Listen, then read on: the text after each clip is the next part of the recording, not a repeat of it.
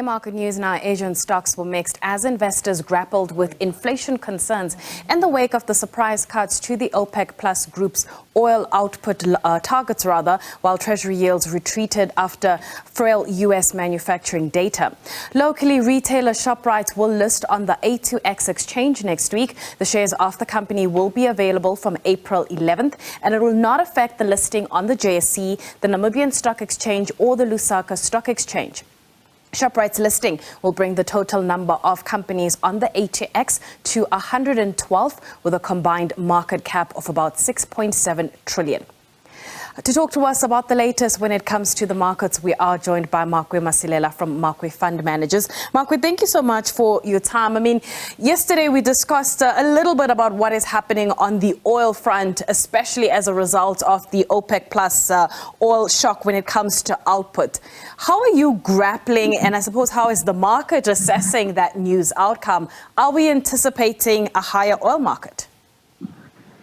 Most probably, and maybe OPEC is doing the job for the U.S. Fed, because now what they're doing, if this whole thing continues and now we get to a point where people get to be worried about high oil prices and people start getting to be worried about inflation, then that in a way might contain inflation expectations. Because remember, you can intervene by taking action by increasing interest rates, or you can have maybe a verbal intervention, and hopefully this might help when it comes to say, guys, let's be careful what we need to do going forward. And yes, we did have some knee-jerk reaction. We've seen that in the morning, especially on the currency side, but markets continue to be resilient. And I think it's also because it increasing the bets that, hey, the Fed might tend to be less hawkish, given that inflation gets to be much cooler. Remember the number that they got on Friday, and also with the slowing economy.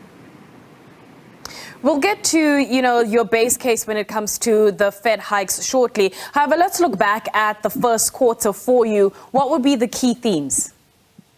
It just shows you that markets continue to be resistant. Remember, we had the banking crisis, we had the cryptocurrency meltdown, we had uncertainty when it comes to what lies ahead, when it comes to the economy.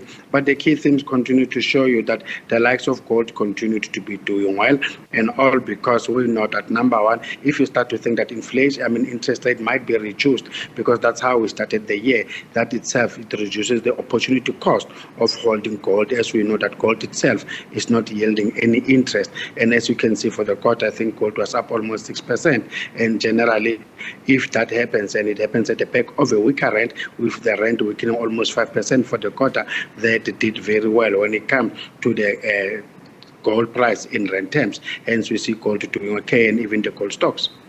Let's bring things locally for a bit. Yesterday, Pick n Pay released its voluntary earnings update for the 52 weeks.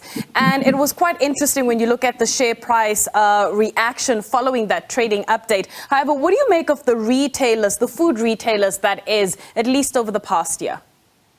In their nature, food retailers should be resistant, should be more defensive, because more than 60% of our people spend more than 50% of their money on food. And even when the government gets to intervene to try to help the economy, they are looking more into the lower LSM. And these are the people who spend money on the likes of food. But yes, unfortunately, with load shedding, that has starting to have a negative impact when it comes to their earnings.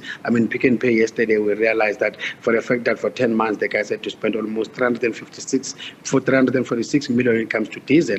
The likes of ShopRite have spent over 500 million when it comes to diesel. That is starting to affect their earnings. Then we might have a problem going forward that, yes, we might continue to have some nice sales volumes, but it's costing you more to keep your doors open because of load shedding. But traditionally, that should be more of a defensive sector more than anything. On that note, then, your thoughts on how consumer spending is evolving currently or likely to in the future?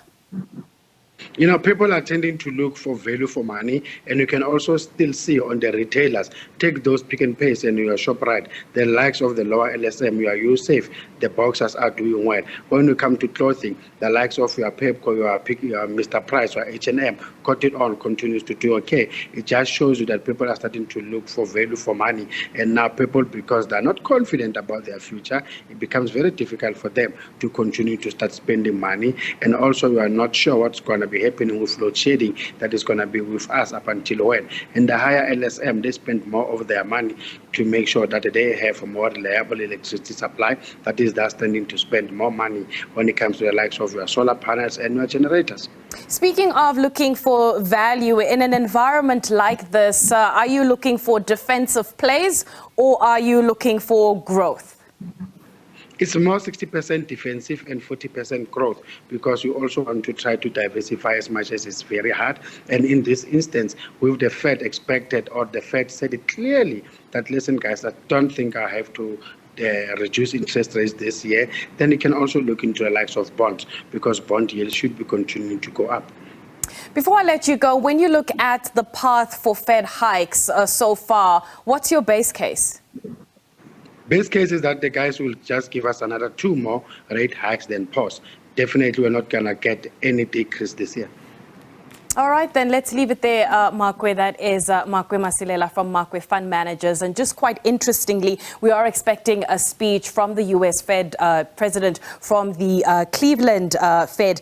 And that will, depending on the comments that come out of there, that will tend to have an effect on the dollar.